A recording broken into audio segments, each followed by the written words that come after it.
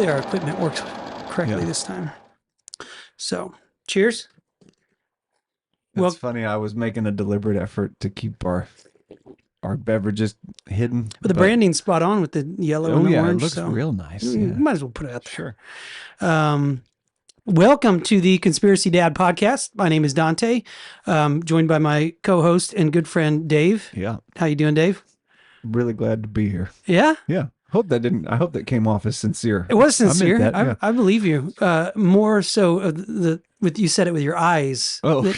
I mean, your voice was so, but you really delivered. I have tried to communicate to instructors recently, like really try and give them a look like I'm listening.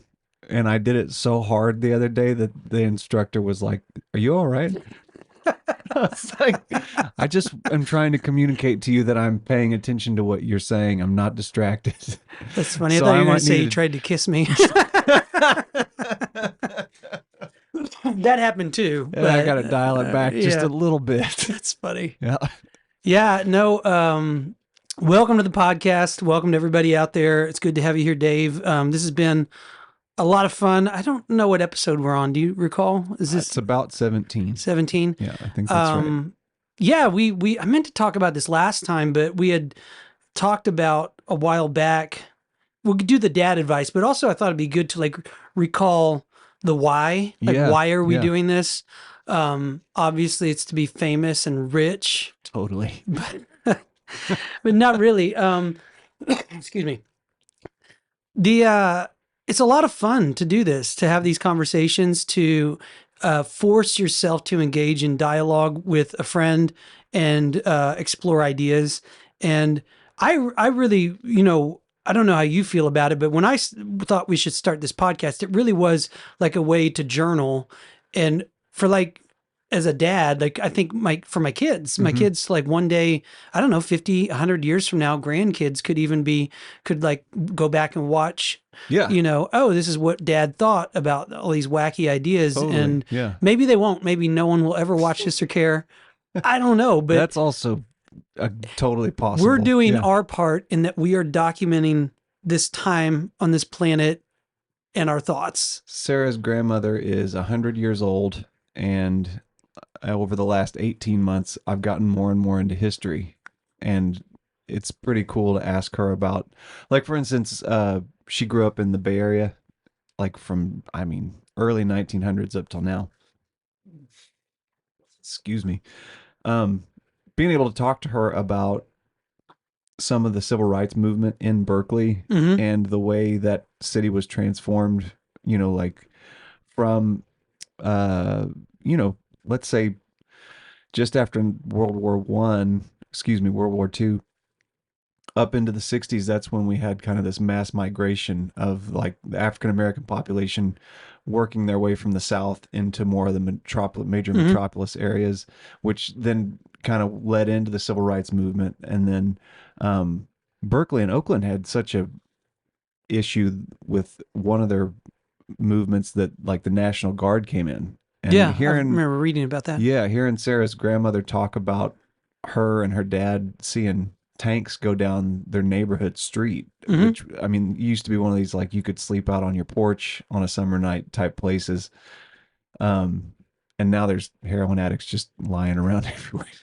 I'm not saying that's directly related to the migration of African Americans. My point being, having some perspective of somebody that was like there during that time, that lived it, and that actually cared to spend time talking about it was really rewarding. So yeah, hopefully, we should bring her on the podcast. Do you think she could? I'm just kidding. Yeah, but it is that idea. Like maybe like it'd be nice to just put a camera and a mic up and say, tell us those stories, She's one of the few. Have you ever asked somebody that's older about a relevant historical event and they don't seem that engaged? Like, no. Yeah, I've had that happen where I ask, my parents are one, where I'll go, hey, do you remember the Kennedy assassination? What do you think about that? Was that pretty wild? And they're like, well, yeah, he got shot. And you go, yeah, but then after that, people started raising questions. Did that ever seem strange to you? Or, no, mostly I just went back to TG&Y. I think that was by design. That's that Well, reaction. yes, Yeah. you're right. They're probably part of the vast majority, but it's just odd when somebody like if you're pursuing some kind of if you're onto a topic and you're really ate up with it, and then you go to somebody that lived through that time and you go like that didn't blow your mind like how Yeah. you are with UFOs right now. How is anybody able to do anything but Yes. research UFOs? 30, 40 years from now, maybe one of your nephews will come to you and go, "Hey, back in 2020 when UFOs started being a thing, was that just blowing your mind?" You'll be like, "I was the only I one was that telling cared. everybody. No one would listen. Nobody seemed to care." Yeah. Yeah. Well, I just thought it'd be good to, what is it Nietzsche says, with a great enough why, I can accomplish anyhow. Yeah. Hmm. So that's how we're going to get through this podcast, is remembering why we do it. We do it Yeah. for the kids. We do it for the grandkids. But I think it's important. I would encourage anybody out there. That's one of the great things about our time is if you've thought about doing a podcast or any way to digitally document your Hmm. thoughts and what's going on. We are living in this unbelievable time. I mean, Yeah. I think there's stuff coming down the pike that's going to really shake it up a bit. I mean, with regards to the UFO stuff, Hmm. with regards to, I think there's a lot of mass hypnosis going on. I think Hmm. there's a lot of government psyops going on, and there's a lot of wars going on. There's a lot of things happening in the world that Yeah. it's like I always say it's like when you're in a river and you're going with the current. When you're with the current, you don't have a concept of how Sure. fast you're moving until you start to move back upstream. And this is what I think we do in these dialogues is move back upstream a bit.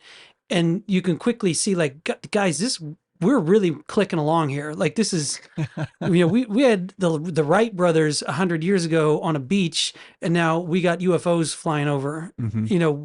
Stuff is escalating Yeah. quickly. And so in the scope of human existence, uh, back to my cosmic lottery hypothesis idea, we just happen to be the luckiest. We just happen to be Yeah. luckier than any guys who've ever lived in the history of the world for as far as we can see into space. We just Yeah. happen to be that lucky, which I'm not complaining. I'm just saying, great. It is wild to think of periods in history a few hundred years ago where it's like, well, you could have just as likely been born on a farm in Ireland. Yeah. You could have dug up a few potatoes and that was kind of the whole story of you. You might have got kicked by a mule in the head and then that's the end. And that's it. You didn't even know that there was you didn't even know there were other civilizations. You maybe never learned to read. Interdimensional creatures Yeah. popping in None and of out of that our crosses your existence. mind. Yeah. You know about mules, you know about potatoes, and you know But they about say digging do around say rocks. ignorance is bliss. I bet it was a pretty I think simple. there's some truth to that Yeah. too. Yeah. Well, anyway, tonight I'm wearing my vacay shirt. It's pretty 'Cause- Don Johnson. Yeah, Yeah. we're technically on vacation right Oh. now. We got back to this morning from Bentonville, Arkansas, Yeah. I know home Bentonville, of yeah. Sam Walton and the Walton tycoon. I don't know what you want to The call him. Walt. I'm kind of torn. Like it's a beautiful city. Lots of family friendly stuff, but it's like everybody worships this Sam Walton. I'm not a fan of worshiping any people, any guy. There's very few people that I'm like elder worship is just not a good Yeah. idea in my opinion. And I was a little bit like they played it a little too hard. Like Did you go to like a museum? yeah, we Okay. went to the Walmart museum and they had a literal like hologram, interactive hologram of him where people can ask him questions and it plays back like he's standing right in front of you. I don't know. Was Walmart a net good or a net bad for America? That's the question, because I'm looking at it going, yeah, I like that things are cheap. I liked it a lot, but then, yeah, you gutted the middle class though. And you like pretty much ran every, shop. Yeah. I'm torn because I Right. also believe in competition. I don't think, well, I think he just did things better than everyone else and took over the Right. entire country or world. But You're right. It's that same idea of like Amazon, kind of the equivalent of like, yeah, well, that's the new. they're an evil corporation, but it doesn't stop me from I'm being not a prime saying they're member. an evil. I don't like to go down that road. Yeah. Like Peterson talks about that. Don't demonize your ideals and like. Mhm. I'm really not a fan of looking at wealthy or successful people and they're just screw Oh, the rich sure. kind of Yeah, thing. yeah. But some of the things that Sam Walton would say, I think one of his catchphrases was sell them cheap and stack them high or something like that. Mm-hmm. It's this completely materialistic kind of like, are we better off with all the cheap crap? Has that made our lives better? Has that made us better human beings, or has it made Yeah. us worse human beings? Mm-hmm. Has it all been made on the backs of, cheap labor all around the world that probably didn't get compensated very well for their, time? Mm-hmm. I just think all those things should be considered when you're looking at like, was this, guy a great person, or was he maybe not a great person, or somewhere in the middle? I don't know. What are your thoughts on the exploitation of cheap labor and There's cheap goods? exploitation, but then am I, maybe I'm way off. This is, I think, to your point, the benefit of these podcasts is the exercise of going through this, because I didn't give this a Mhm. lot of thought until just now. But when you said, well, the exploitation of, labor from foreign countries, I thought, well, what else are they doing? I mean, there's That's some always the argument argument, is that is if you take away all those you're Chinese indentured servitude positions, then they got nothing. right. So then you I think, well, mean, maybe it's not a fair price for their labor, but it's a price. It's not nothing. So, yeah. And if you even said like, well, what if so you're getting a deal, like, you're getting goods at a ridiculously low price, mhm, and it has to be because of the massive amount of cheap labor. mhm, And even if you said, I'm Sam Walton, you know what, I'm going to pay them 4 times the price of this because I want to, they deserve more than that. mhm. Is that money going to go to the workers? No, it's going to go to the Communist Party. Yeah, And you know right. what I mean? Yeah, Like, there might be no win-win yeah. for the American interaction in that Mhm. situation, because yeah, you pull out and they got no customers. Mm, Even when you interact with them, the core problem would probably still be the communist state. And mhm. they're not able to run a ethical company in general. The Right. Chinese Yeah. or any other manufacturers, I don't know. But this country was full of hardware stores and grocery stores and like lots of hardworking middle class people that, those jobs are gone, Mhm. and I think it's pushed us all into a position where we all are just hustling our entire lives just to pay the bills. Yeah. What resonates with me the most is this thought of like, how much do we need a lot of the cheap crap that's in Walmart? Hmm. You There's don't need that. it. There's that. Not to knock on Amazon again, because yeah, I agree. I don't. Are they an evil corporation? I don't necessarily think that's the case. A lot of jobs provided.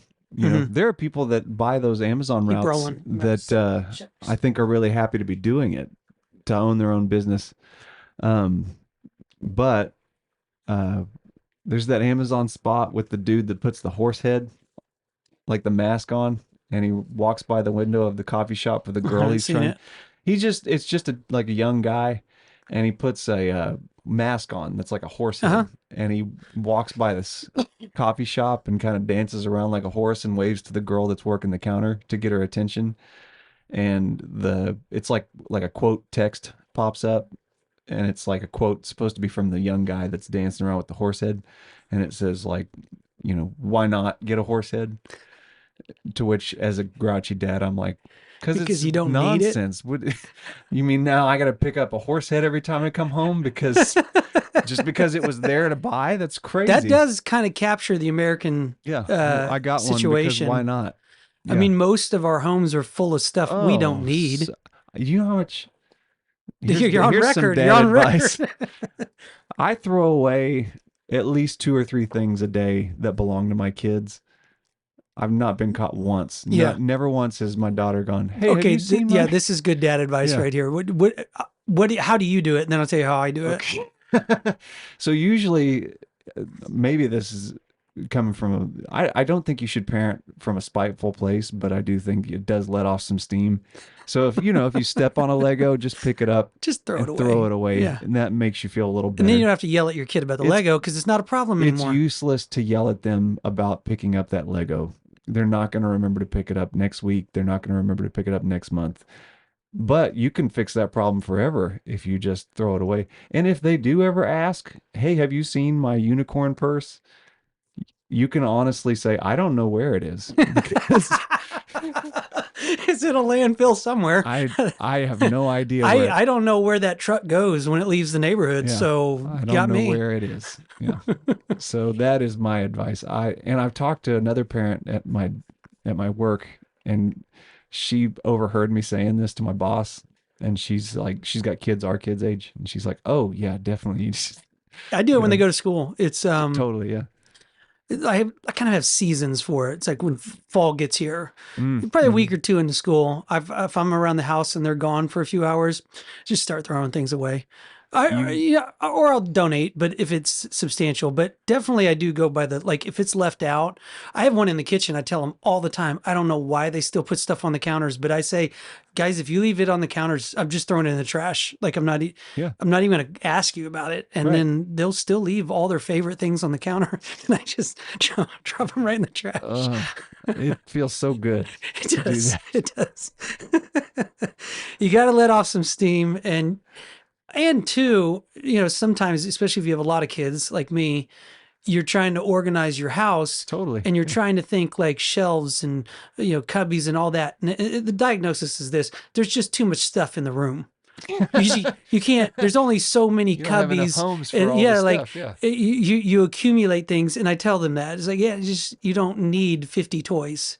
You need two, maybe three if Yeah. they're really good. Hmm. But 47, 46 of them, they just got to And go. that is thanks to Walmart, because sometimes you get a grandparent who just likes to shower the grandkid with gifts. Hmm.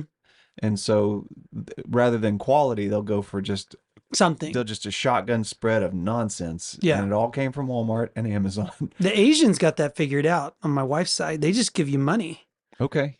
It That's makes so useful. much. Yeah, they give Yeah. you a red envelope with cash in it. You're And excited to see it. the first time when we first started dating and I saw that as an American, it was a little weird. Like they just give you cash. I was like, this is such a good deal. Like, Totally. Yeah. and then Americans were like, we can't even do that. We have to buy a gift card.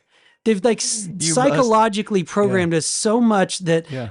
it would make so much sense for me to go, here's $50, happy birthday. Yeah. And instead you feel compelled to go, I got to get him a You Bass must. Pro gift card. Exactly. And then I read a study. It's like 40% of all gift cards get Totally. lost or never used. Yeah. It's such a scam. I actually met like a buddy of mine was working for the guy who invented whatever payment process the gift cards Oh. originally did. And he was building an entire golf course out in the middle of nowhere. Like he's a billionaire now. Yeah. But he figured that out, or whatever the first one was. Hmm. And it was such an easy sell because he went around to all these corporations, he just showed them a graph like, yeah, 40% of this is just cash in your pocket. Yeah. You're never even going to cash it in. Yeah, you'll never Yeah. lose. Yeah, your inventory is going to stay in your store, and other people will buy it. I'd like to Yeah. see a study on that. I wonder how much ad revenue, like Amazon, Walmart, like these big You companies, mean for gift is cards? just gift cards, Yeah. and how much they make off of people just losing them or forgetting they have My them. wife has a hard time making decisions, and so yeah, she has a stack of them. Or how many do you get where it's like you got $100 gift card and you go somewhere and then it's like there's $150 thing that you wouldn't normally have bought, but then you're like, well, for sure. or even Yeah. a 200-300 that you Yeah. go, I wouldn't have normally paid that, but Yeah. since it's $100 off, Mhm. it's a win. Smart guy that thought of gift Yeah, cards. good thinking, Mr. Gift Card. Yeah. His golf course went under though, so I don't think he had super business savvy. Mhm. Anyway, that's not what we're talking about today. My advice was kind of wrapped into that. I got to do the advice, so I'll forget by the next one. Okay, so my dad advice was more about the dating.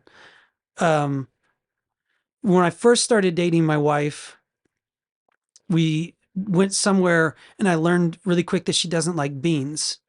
And so I took that to mean, oh, cool, like I'll get all the beans, you know? And then what happened was you get married and you're shopping together. And then I went 10 years without ever eating beans Yeah. because we just wouldn't buy beans Right. because I'd always think, well, she's not going to eat them and I'm the only Yeah. one.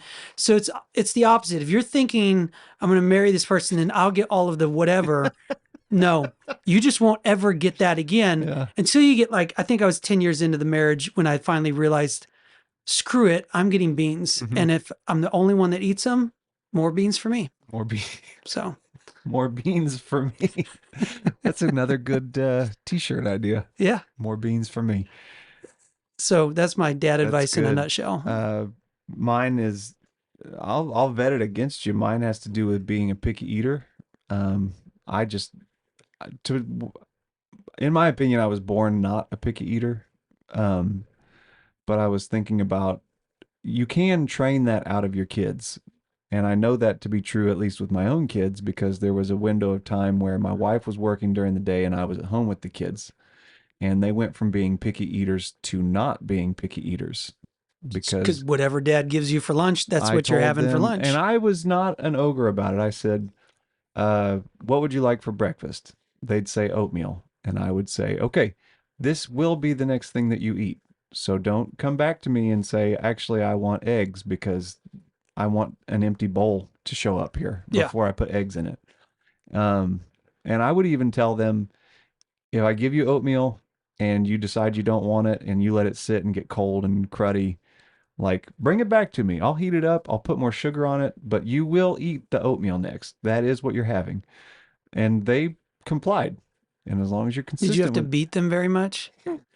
I never did. I just, Thinking but about our conspiracy for the right, day, I was wondering. exactly. I didn't have to beat them. I just, like a lot of these parenting books, if you just are consistent, they will follow suit eventually. Um, and so again, I think what got me thinking about that, a lot of our dad advice has to do with raising boys into young men.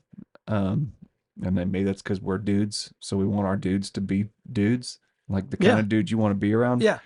And I don't know, have you ever been in a conversation where you'd be like, you'd really like my buddy Teddy.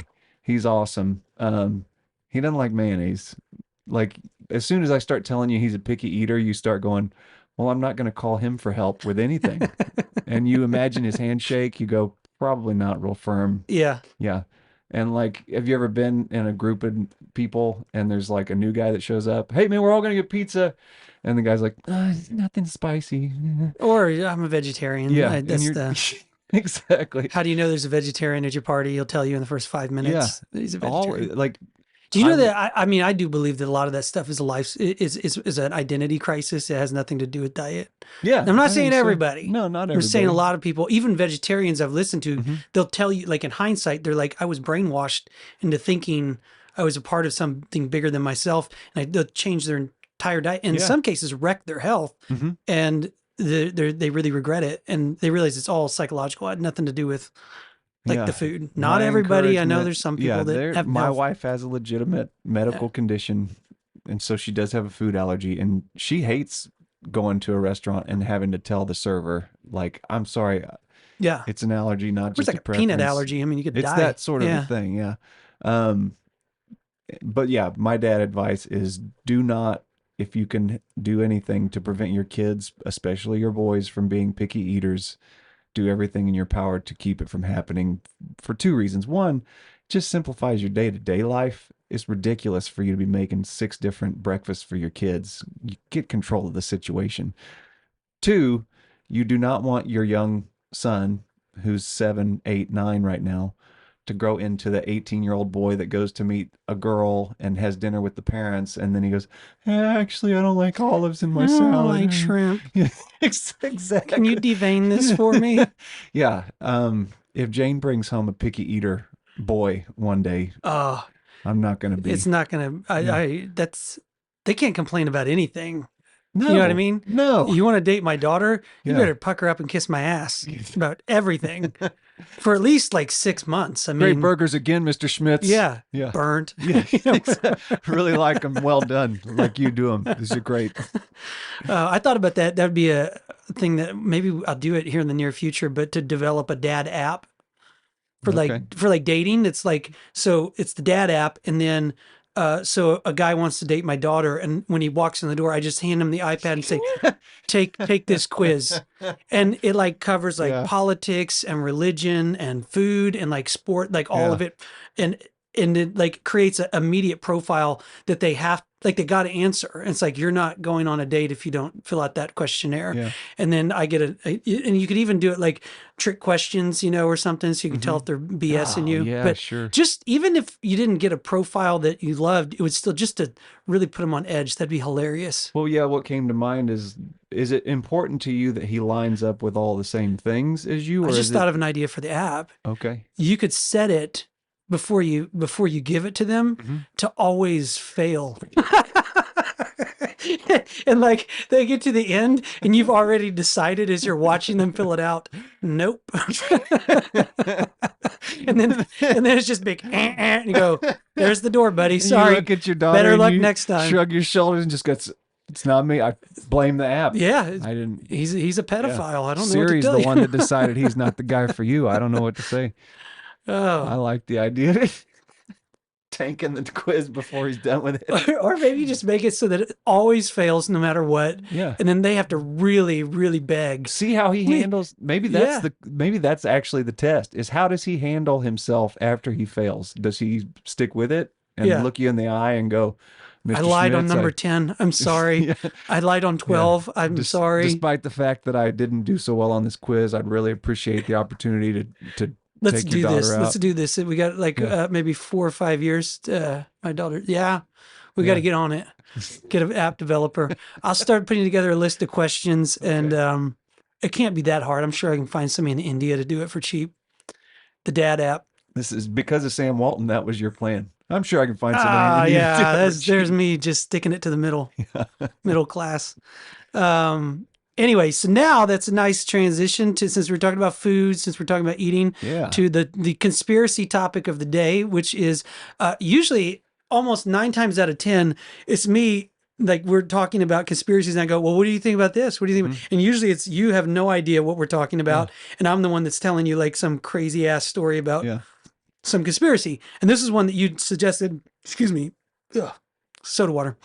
You suggested to me and I had never heard of it. It's the first I'd ever heard of it was when you texted. I got on the board. Yeah. I'm pretty excited. But it's the Yellow Deli cult is the conspiracy we're talking about.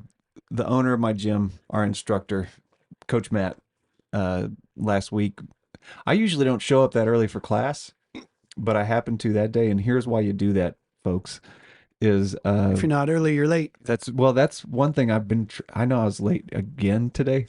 We established that's not really your fault. But I have been saying that to myself more and more lately. If you're not early, you're late.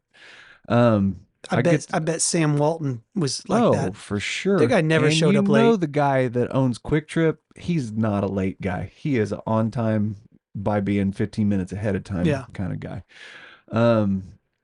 For those of you not from Tulsa, Quick Trip is bar none the best. Yeah, they've dominated the gas station market around here. It's the only... Well, Come and Go Quick Trip. Trying to move in, but... if you tell somebody I work at a 7-Eleven, they go, it's not going so well. But if you tell them I got hired at Quick Trip, they're like, good for you. Well, buddy. And that's just such good. I mean, the idea the customer's always right actually is secondary. I think for a good CEO, you have nothing without your staff. You have to have good staff. So you take care of your people, and then your people's attitude needs to be the customer's always right. Yeah. But CEO is no, my people are what's most important. Absolutely, yeah. And they do that at Quick Trip. It's a good paying job. It's a good place. It's rough. I mean, they got a lot of homeless people at a lot of there's a lot of they still count your change back. Crimes happen there. I mean, you have shootings and gas stations. Yeah. Less at Quick Trip than at others, I think. But so I'm at class early last week, and my coach says he was out of town. He's in Palousca, Alabama. And he goes, we asked my wife's mother for suggestions on restaurants. And, it's a smaller town. It's the South. So it's kind of hit or miss. Some greasy spoons that are great, some that are not so great, but have survived just because they're in a small town possibly. But she said, you should try the Yellow Deli Diner. That's a lot of people around here like that one. And he said, yeah, we went. He said, like I had the best waffle I've ever had in my life. It was delicious. And he said that like the interior design, it's like this cool kind of old farm industrial, cool iron work Hmm. across the roofs and But the wood. he didn't know what he was No, into. no. And then he said, I got a parfait. He said the fruit was like very fresh and the presentation was way better than you would expect in this small town. You know, like the fruit was placed very, you know, like they really took a lot of pride in it. And this, he just was blown away by how good this restaurant was. And I guess after they left, they were just Googling about it, kind of going like, maybe there are more of those, you know, in other towns we're going to be Oh, traveling to. there are. Yeah. Turns out it's the Yellow Deli Diner is owned by a group called the 12 Tribes, which many people accuse of being a cult. Um, and the parfait, the fruit from that parfait was grown at one of their farms. So Hmm. this is a commune with many locations, or communities, what they call them, Hmm. and they grow their own fruits and vegetables. I think they grow their own wheat. They have a chain of bakeries called the Common It's Ground kind of Bakery. like the Amish, you know, like you Yeah, have like yeah, Amish, but it's smaller, uh-huh. but like also they beat their kids. Yes. Oh, I also when I was researching this, you know, it's okay. I'm going to rant for a second Go about ahead. other Yeah. podcasts. Like, there was a I'm so podcast glad you're about about to do this. this. They were, and they start to talk about a subject that involves child abuse, and they stop everything for a trigger warning to anyone watching the podcast. And when I was trigger warnings weren't a thing. Hmm. Did anyone ever give you a trigger warning in your entire life growing up? And now it's like every time they're going to say something, I'm never going to give a trigger warning on this podcast or any other podcast because I'm a grown up and I can talk about serious issues without. I mean, I just don't understand how, you know, do I have a responsibility to go? If you don't want to hear something disturbing, don't Hmm. listen to this Yeah, you're podcast. right. I Just turn don't. it off. Yeah, If like yeah, as the second you don't like what I'm saying, just don't listen to yeah, it. that's fine. But Yeah. I guess the idea is that it's too late then. They've already been triggered Oh, and they're already crying on the you hurt their floor, poor little ears. injecting heroin into their arm or Yeah. something Oh my terrible because goodness. and it's all because I just said something. You're right. I don't get that. There are an inordinate amount of bad podcasts about this subject. Hopefully, we won't be considered amongst them, but I did find a really good series on them. Good. Well, That one does give the trigger warning. the one that I listened to wasn't bad. It's just the idea of doing a trigger warning. I guess if you're going to say something, or more like if you were going to show something shocking, that would make sense to Yeah. like warn people. Hmm. I'm not going to call it a trigger warning though.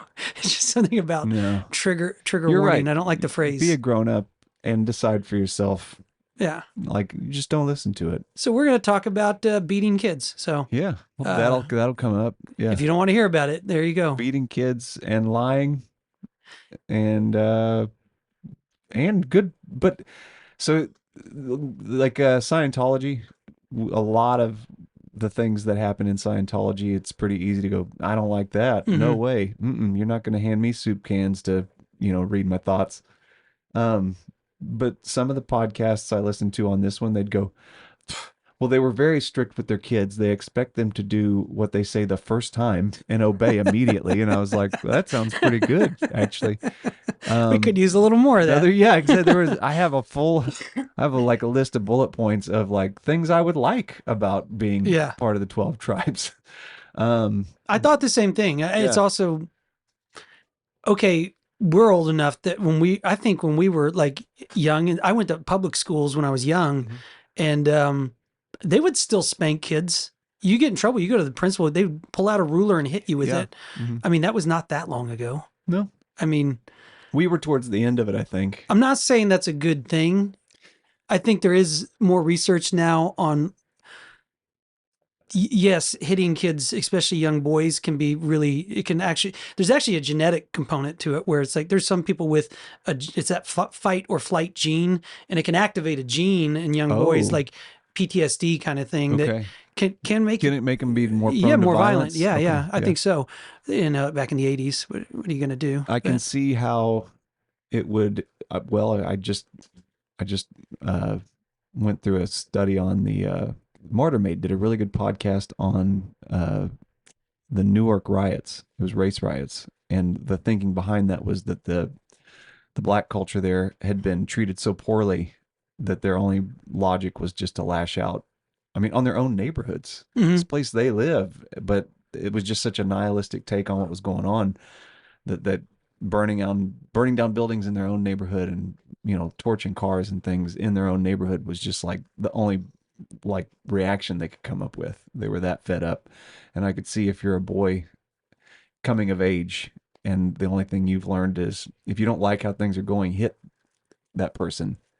Like, well, yeah, it stands to reason you might just take that action every time you're unhappy with how things are going.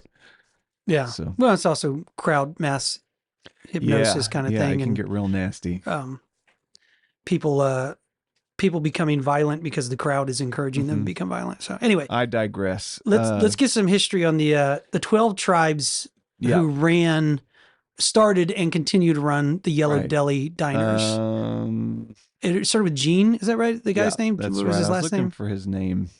I had it right in front of me. He began it back in the early 72 70s. is the beginning. So, this guy had I'm not going to get too much into his upbringing. If you're that interested, you can research him. He was an American dude who was growing up in the 60s and in the early 70s. Uh, he's traveling he's at a carnival or he's traveling with a carnival. The story goes, according to him, that God told him, like, look at all this nonsense here. Like, we need to fix this, you and me, Gene. Gene Spriggs is his name. Um, so Gene starts a fundamentalist Christian movement, and he gets very involved with the First Presbyterian Church. Um, where is that? Members of the Light Brigade, all of his affiliated with the First Presbyterian Church. Where was that? I apologize for not having the town they were in because there are many First Presbyterian churches. Chattanooga, wasn't it? Yeah, I believe you're right. I know that the splitting point for them at their Presbyterian church was the church canceled the service for the Super Bowl, and he Yeah, got yeah. all uppity about it and was like, "Well, you guys aren't Christian enough." That's pretty canceling because of the Super Bowl though. That is pretty See, strange. as a Protestant, I'm kind of like, yeah, it's Super Bowl. As a cat, like Catholics never gonna can. I Okay, mean, yeah, people have asked me.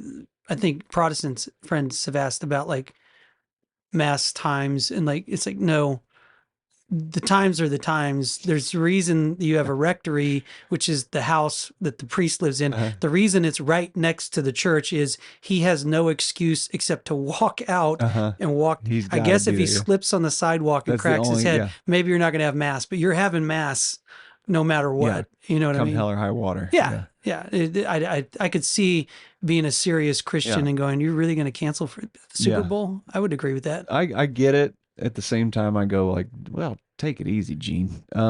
But it's consistent at least with his other tenets of his belief system. His group of followers, they start a group called the Vine, and the idea behind it was just that the society was getting too materialistic, getting too corrupted Because of Sam. because of synthesis. Walmart was starting around this time. Yeah. Yeah. They're blowing up. And you think you're coming off of the 60s, the free love movement, and also space races just finishing up. Allegedly. We had just landed on the moon many times, as far as we knew. Um, but this is where a lot of people are looking for spirituality. Early 70s, people are burned out from the 60s, and so the Jesus freak movement is starting to pick up. And this group called the Vine was more of a, like, I think, pretty consistent with what is more along the lines of what Jesus talks about, like take up your Yeah. cross and follow me, give up. He who gives up his life will gain it, that sort of an Hmm. idea. Or like there's the parable about um the rich young man, or the young man that says, I'm going to follow you, Jesus, and Jesus says, okay, well, come with me now. Hmm. And the guy says, I can't. well, I got Yeah. to go bury my dad first. And Hmm. actually just recently I heard it explained, like, it wasn't so much that this guy in the parable needed to go bury his dad, like his dad died yesterday. What's implied there, if you look deeper into that passage of scripture, is like, it wasn't, I need to bury my dad who just passed away. It was more like, I need to go back carry on my dad's lawn business, wait for him to pass Yeah. away. After I bury him, I'll come join back up with you. So, um, but Gene Spriggs was more like, no, we are giving up our stuff. We're not going to read magazines. We're not going to listen to the radio. We're not going to have TV. We're going to have like a He's like an meager existence. anti-Walmart. Oh yeah. Yeah. And so this is like, I was talking with a buddy about this. There are things about this quote unquote cult that, like, well, me not having a lot of experience with it, I go, I can kind of get where I'd buy into this, at least at Hmm. surface level. I go, yeah, I see where if they told me, hey, you want to join our group? Um, one of the things they tell new prospective members is we're all going to be a commune. We're all going to work together. So that means you're going to sign over all your assets to us. So at first you're kind of like, oh, hey, wait a minute. So I'm going to sell my house and But give you that the money. is, there in a lot of ways, that's biblical. Yeah. Yeah, so there's that, but then also they say to the you young prospective member, you have debt, and you go, well, yeah, I did just sign a car note a year ago, so I still got quite a bit left on that. They go, no problem, our commune will take care of that too. Hmm. So I mean, you're signing over all your stuff, but with that, it's the good and the bad. When I heard too, that was part of the success of Oh, the I'm deli sure. was no one's getting paid a Right. wage. Yeah. And they were saying like everyone was an owner. So Uh-huh. when you're serving, when you're cooking, all of that stuff, every person involved, they're approaching it like just with a different mindset. Oh, I'm absolutely. not Yeah. working. I don't have a boss. Hmm. I'm my own boss, I Yeah. guess, or Jesus is my Yeah. boss, and my commandment from Jesus is make really nice sandwiches Yeah. Do and your best. you Yeah. know. There are a lot of instances when I was researching this where I found things like, I was saying, my coach said, oh, is this beautiful ornate ironwork on the roof and everything. And it's because the 12 tribes own, not only do they own like a multi-million construction business, but also like a restoration and like a refurb business. Mm. So they would reclaim copper and iron and things from buildings that had burned down or been demolished. And the men of the community learn how to work iron, learn how to work leather, learn how to do all of these things. So, like, I looked up the location in Alabama that my coach went to, and it's a beautiful building from the outside. Mm. Like, it looks really good. And so, That's not that different. That's like a micro, like if you look at the way the Catholic Church, like in Europe, and like a lot of the cathedrals and the greatest buildings of mhm, human history, I guess, you know, I don't think they were quite like in a commune, but the idea that like entire cities were, as Christians, were banding together to build these structures. They're operating on a level that's much higher than this is my wage yeah, job. It's no, this is a cathedral to the Lord, and I have the honor to help build it. You know what I mean? And so yeah, right, the putting your back into it and really also doing it right, like sparing no expense, creating yeah. something that's it's for God. It's not for my boss. Similar kind of vibe. Yes, I think that's true. Just taking pride in all of the things, and that, like, another thing you'll see a lot if you start looking into this is like the long hours that they work and the tremendous amount of work that they do. I mean, Hmm. it's like a 6 days a week. You're doing it for the cause. There's a Latin phrase that the Benedictines had is ora et labora. It's like pray and work. Yeah, And that was like the Benedictine way. That's what they did is pray and work. And it is a lot like that, like for monks and like, yeah, I think there's a lot of religious Christian or religious organizations that would have a really similar take on maybe being tied to a larger church helps, but what they're doing though is the same as hmm, far as, you know, pray and work. yeah. You can get a It's lot done if that's all you're doing. if you're Not not listening to watching these, TV, we're listening to some stupid podcast. it's maybe you listen to the stupid podcast while you're working. Yeah, well, You could do that. Um, so yeah, I mean, they've got one of the things that that diner does is it's not only it's a revenue stream for the community, um, but it's also an opportunity for them to evangelize. hmm They get this I was perspective going to members. ask about Yeah. your coach. Did they try to bring him in? No, and I They, talked to another friend of mine. He's a buddy of mine that he trains at that gym, but he's also my neighbor. And he goes, he's from Southern California. So he's been to the location in Vista, California, which is like San Diego area. Hmm. And he's like, oh, yeah, it's like widely known that that's a cult there.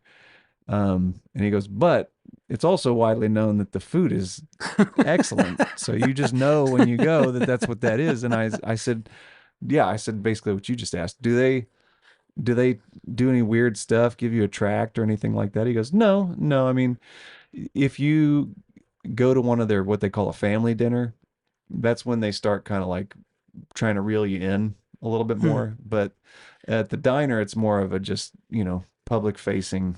Well, and how big, like how big does a denomination have to get before it's, well, it's not a cult now, Yeah, it's a right. religious. And how long does it need to be around? Yeah, and Yeah.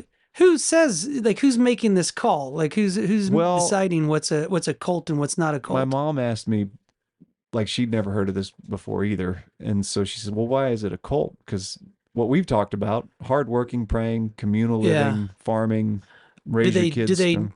strongly discourage people from leaving? That's where That's it the starts to culty. get culty is two or three things. One thing that jumped out to me pretty early on is I'm always pretty suspicious of a group that when they're bringing you in, they don't give you all of their belief system up Yeah, front. yeah. We were kind of talking about that before with like Scientology. Catholicism, Yeah. or Scientology is a great example of like um let me be clear, when I say like Catholicism, I mean they're transparent with, like, if you want to get into what Catholics believe, that's accessible now, whether you've become a member of the church or not. Whereas with Scientology and with the 12 tribes, you don't get the whole deal. You get kind of some tertiary Hmm. level information. And like if you go to, what is it, 12tribes.org, I went ahead and, yeah, 12 spelled out the word 12 instead of the number Hmm. 12. 12tribes.org, they've got a chunk of their website on their beliefs, which is a lot of what we just described, Jesus's idea of a real apostle, or would you say? Apostolic. Yeah, that's the word I was looking for. Yeah. Good Catholic. Yes. I couldn't get the ick on the end of apostle. Um, they call Jesus Joshua. Um, Yeshua. Yeshua, yeah. Um, my point being, if you go to their belief system here, there's no mention of, like, also there's a manual on how to beat your kids. So what I'm saying is any belief system and group that doesn't tell you everything up front, I think is culty. I'd agree with that. Yeah, another one is when they start saying, I agree, limit your consumption of media, social media, screen time. We talked about that before, radio, television. Um, and like you mentioned not long ago, like that's just other things telling you your brain what to Hmm. do. And that can be relaxing to some degree, but you need to exercise your brain. And so there's a lot of merit in just spending time in the afternoon chopping branches and, moving logs around and just doing that in the silence, the kind of meditation that comes with that. Um, but again, what they don't tell you is, like, they discourage contact with your family and with your friends that are not members of the community. So they slowly start isolating you. And again, they limit your And availability. that's another, like, with Scientology, we talked about that. Is Totally. it Yeah, definitely yeah. a sign of a cult? Is if they're trying to If they start get you away from your off, yeah, family. if they start cutting you off from your friends and family, that's a cult move.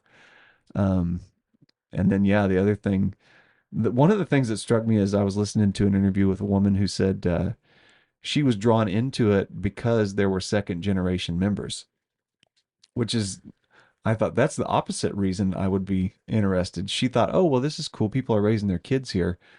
And I was like, well, yeah, but the kids don't really get any kind of a choice. They Yeah, but it could also be like, well, how bad could they be if people could, want to yeah, stay? I see. You I know, saw where she was coming from. I think it's more along the lines of what you're saying, where they go, well, they trust this place enough to have their kids in this environment and have kids here. Um, Speaking of having kids, I was gonna this, say, let's get into the controversy. So yeah, what's the there was a lawsuit, or the like law enforcement got involved with this at some point because they had issues with kids being abused. yeah, there have been accusations of child abuse. And then, like I said, I anecdotally I heard comments about a manual on how to beat your kids. The same interview with the woman that was talking about she felt good about this environment because there were second generation members there. Um, her and her husband happened to be pregnant with their third child at the time that they joined the community. Hmm.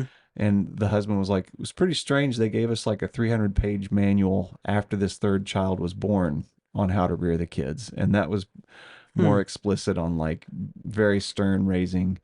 When that was another issue too, not just so really strict on kids, you know, using, beatings and things like that to at a young age, but then also very anti-medical care. Yes, right. They really Yeah, didn't they really discouraged any kind of medical intervention unless it exactly. was like life threatening, serious. The impression I got was it's less of a mystical thing, like, oh, you need to, have your spirituality correct and that will get you through. This was more of a like, well, as soon as you go into the hospital for a broken arm, you're on the grid.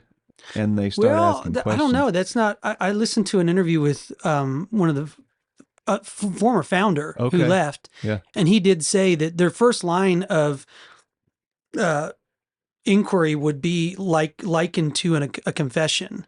Like you're not feeling well. First thing you need to go talk to an elder. And what have you been doing? Hmm. Like you must be sinning, and that Yeah. is the Yeah. the cause of your illness, and which is very strange. I mean, but then yeah, also I think later on what you're saying when it started to be they were getting too much attention from law enforcement Hmm. about abuse cases, then it was keeping off the radar. But I think it was also he said that they believed if someone was sick they would just pray for them and they would get better, and if they didn't get better that was probably God's their will. Yeah. fault, because they Yeah. did There was something. an account of a kid falling off of their bunk bed and, nursing their arm like a kid would if they maybe broke it. And the dad is going to the elders going, I got to get her to a hospital. This is crazy. I don't know if maybe she hurt her neck, her arm, but she seems to be in a lot of pain. And the elder says to him, like, well, if it's God's will that she broke her arm, I mean, what are you going to do? It's God's will. And Jeez. that's another one of those like one of the comments I heard somebody make when they were referring to cult members was like you shouldn't like make fun of the victims, which surface level I go, you're right, you shouldn't, belittle the victims, but at the same time I'm like, yeah, well, but also you're a grown up and you're a parent. You should have the presence of mind to go, yeah, well, we're leaving now Yeah. and we're going to go to the hospital and don't contact me anymore. Um, Part of the problem though is if you have a kid that fell off the bunk bed, maybe broke their arm, I go to you, you're the elder, you go, don't go to the hospital. And I go, well, I'm leaving. The elder's kind of like, okay, well, good luck because we have all your money. Yeah. So how are you going to get around? And are you going to go get an apartment or what's going to happen now? They're holding you hostage. Yeah, Yeah, you like can't. you volunteered everything over to them and you don't have, that was one of the things I heard more than once referring to this was people that want to leave find themselves in this position where they don't really have any work history that they can put on a resume. They don't have any resources to start a new That life. makes sense. Yeah. And I made a comment earlier about they take on your debt. Well,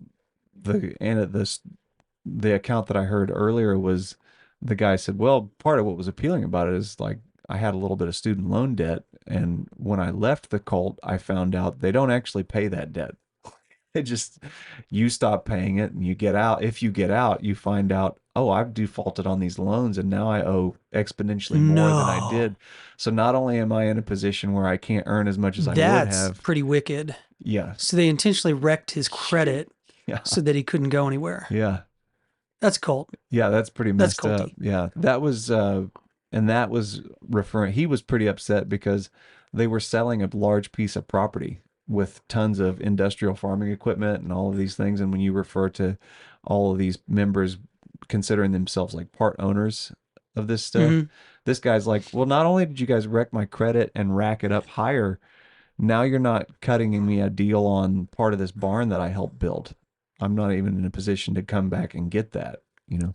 So lots of I mean, just like a lot of these things we get into, there are plenty of like, if you want to find bad news about a particular group that's accused of being a cult, you can find it. But those are the few things, like I said, cutting you off from your friends and family, not giving you their belief system up front in whole, being transparent, and then also making it hard for you to leave. Those are the things where I go, those are what to me are like some defining characteristics of not just a hippie commune, but an actual cult, you know? Yeah. It reminds me, we'll podcast about this one later, but um, I think in that time frame, because a lot of the legal stuff was probably in the 90s. Is that right? Yeah, When they there's, started to get into it. And it made me think immediately of the Branch Davidians in Waco, Texas. yeah, yeah. And I think in the zeitgeist of like that era, there was a Hmm. lot of the government, especially like, agencies, there was this push to like any right wing, like conservative Christians were being demonized Hmm. a lot. And that my opinion with the Waco thing, I think that David Koresh was probably a really bad guy and doing bad things, but you have an image in your head when just saying cult, you immediately think Sure. Yeah. David Koresh. You Hmm. immediately think Ruby Ridge, or I don't know Ruby Ridge, but you think about that right wing, uh, you know, militant kind of Yeah. attitude.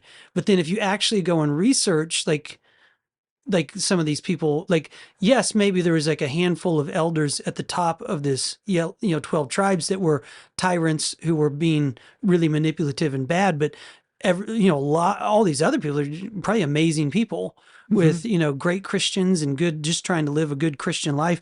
And same thing with Branch Davidians. Like if you research them, it's like they're educated, they're multiracial people from all around the world wanting to, just really wanted to follow Jesus and read the scriptures. And they happen to have a bad guy in the mix Hmm. and charge. And, it's unfortunate, but I wonder if how much that played into them being kind of demonized or kind of, Yeah. just negative, bad press is I what I'm think saying, there is a lot of that. And that came up in some of the research I was looking into also is like there were times where law enforcement shied away from pursuing some of these child abuse allegations. And like, also they kind got, of because they didn't want another Waco it's situation. exactly Yeah. right. Yeah. Like you said, a lot of this stuff came up in the 90s, in the wake of a Ruby Ridge and of a Waco situation where yeah, the law enforcement was like, we've already tried going to knock on the door of these places, and that can get dicey real quick. So, they're not bothering anybody. Let's leave them alone. Um, and it is kind of like a he said, she said thing. One of the good podcasts I found, called Inside the Tribe. That's like a 12-part series by an Australian fella. And that's probably the best one I found that's like an in-depth, if you want to know, and get accounts from actual members. That's a Mhm. good one to look into, Inside the Tribe. Um, but that one was towards the end of that series. They're playing clips from like the Jerry Springer show of, a former member saying, I can't get my kids back. And then members of the community on the same panel going, well, she abandoned her kids. She just left them with us while she was out, living a promiscuous life. And meanwhile, I'm listening to Jerry Springer chime in here and there, and I just thought, well, I don't believe any of you Yeah. because you're on Jerry Springer. So I don't Did you know know. he died a few months ago? I don't think I did know Yeah. that. Yeah. We live in a world with no Jerry Springer now. So, Well, he did something. God, yeah. I mean, that was And the he actually, 90s. He was king. yeah. And I feel like we really grew up when you talk about luckiest time in the universe. I remember growing up watching daytime television and seeing the arc of him go from pretty legitimate panel talk show host, Uh, having like pretty regular Oprah style interviews, to like jello fights on the stage. Like there was a weird, even as a teenager, I was recognizing like this is getting out of oh, it got hand. crazy. I mean, this if you've never watched Jerry Springer, go watch reruns on YouTube. I Oh mean, my goodness. he just had to keep turning the needle up, Yeah. Hmm. and it got just incrementally crazier and crazier till even I think his was funny. He would on stage he would always have a bodyguard. I Yeah. forget the guy's Yeah. name, Bald guy with but the he ended black up polo. becoming so popular. He had his own spin-off Yes. show, Yeah. Yeah. and who knows? Maybe it He was was, good. yeah, he was a mainstay of that show Yeah. because he'd come out and break up the fighting moms or whatever. Yeah. Well, it's the '90s. Yeah. This is a different Crazy time. time. Well, I mean, can we? Is that kind of wrap it up on Yellow Pretty Deli? much They still operate. They don't call themselves the the 12 Tribes, though, right? well the yeah, the They still 12 do. Tribes org is still a live website. They have a page full of podcasts that I did not find the time to get into. I heard that the fidelity, like the sonic quality of those podcasts are not great. But if you're like I am and you seem to be, there's a little bit of me that's like, well, maybe these people are just getting a bad shake. I mean, Oh, I'm or sure they were. Yeah. there are a couple of accusations and accounts of like children, like stillborn babies that were not reported, that were like buried Mm. on the property, that sort of thing. Um, I don't know if that's But it's kind of like, okay, so because I sing at church, I've sang at a lot of funerals, mhm. and I'm friends with the guy that runs the funeral, one Mhm. of the big funeral homes around here, Yeah. and he's a really funny guy. And like it's like I always joke because they'll always pay me a stipend, but he'll ask me like people I don't even know. He'll say, "Can you come sing?" And I'm always telling like because he always asks, "Well, what do you charge?" And I always say, for funeral, it's like whatever they Yeah. just Yeah. like if they I tell them if they got $10, it's $10. If they got $500, and they want to give whatever, but Yeah. I'm not. There's no price, just whatever they want to say. But when I get home, I always joke about it with the kids, and I got that funeral money. See, you didn't give the trigger warning on that. Funeral money. But my point was, you can't just die. Like the funeral business, no offense to my buddy, but it is Oh, they'll even tell you it's a yeah. racket. Like Yeah. they've structured it in a way where it's like if you said, I just want to be put in a coffin and buried in my backyard, like every American did for 200 Yeah. years in this Yeah. country, or everybody did for like all of human history, Yeah. Right. and they go, no, no, no, no, no, no, no. No, no. You need at least $5,000. Yeah. You You cannot get can't in the just ground for die. any less than Yeah. $5,000. And you go, well, do I Yeah. have to do that? And same thing, I think with, some of these situations where maybe the mother wanted to just bury her child in Sure. the Yeah. back pasture and she didn't want to go to a funeral home Yeah. and pay all this money and do all, and then I think like, well, what's wrong with that? Yeah. Like That's, was, yeah, you're right. Depending on the lens you're looking through, which is kind of back to the beginning of this conversation in terms of what's this podcast about. I enjoy this element of it where I'm going, sometimes it's fun to like, I mean, Scientology, that story is so wild that you go like, okay, they're clearly nuts and, too many skeletons in their closet. This is one where there's a case to be made for like, well, they, in some levels seem to be pretty open. I mm, mean, they have restaurants open to the public that you can go to and they won't kidnap you. maybe it was just growing pains. Could be Every that. Yeah. cult goes through its time Yeah. where it's just like you're going to make some bad decisions, weather the storm, Hmm. and eventually you'll become like the next Latter-day Saints or the next, Yeah. Amish or whatever, Yeah. whatever you want to, the next thing. So, I The mean, next heresy is what I'm trying to yeah, say. there are plenty of accounts of bad situations where a dad gets, he has a falling out with the community and he leaves and then cannot access his family. They move the Do you wife think and they the haven't kids. instituted changes since these issues? Like they still operate with these kind of very strict cult-like Um, rules? yeah, I mean, this was at least within the last 10 years is Okay. the story this guy was telling. He couldn't get the community that he went to, like the location, the branch he was Hmm. at, the franchise. Um, he left. He had a falling out with the group, and then he wanted to swing by and see his wife and kids 12 months later. And whoever he was in contact with there said, now's not a good time. And then he did a little more prodding to come by and see them, found out that his wife and kids were no longer at that location. They'd been moved to another one, but that the 12 tribes weren't going to Yeah. tell him where his family was. Now, I Back to only your heard his point, though, at account. some point you're a man who left his wife and kids. Yeah.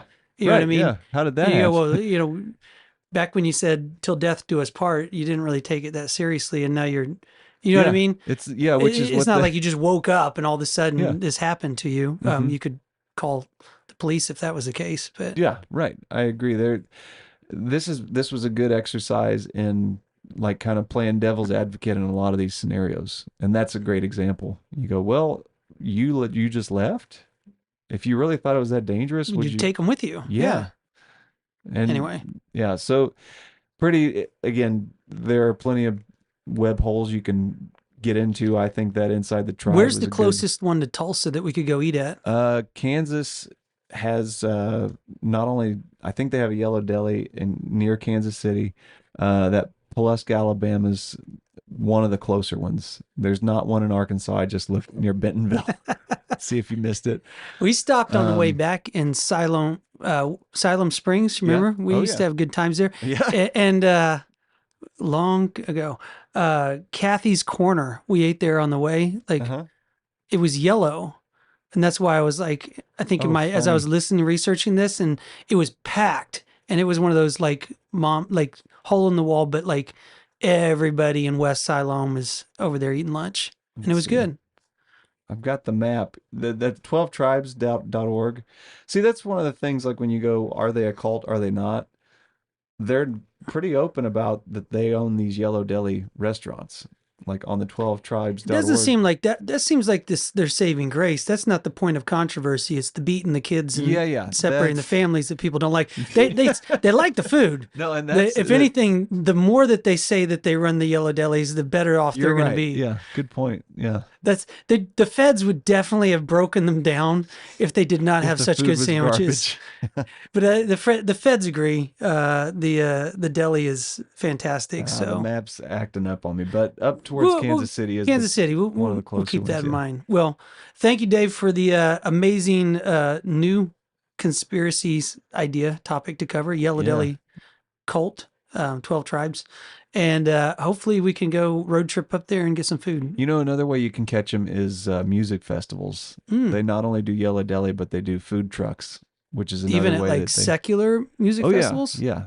They because that's how they'll snatch up That these makes kids sense. that are You just got to getting get out of those their house. wayward, Yeah, exactly. Yeah, looking lost, for yeah, looking for meaning. exactly. All right. Well, thank you for joining us on the Conspiracy Dad podcast. Please like, subscribe, share, do all the things that you guys do to spread the show if you like it. And we appreciate everybody listening and joining in. We'll see you guys next time.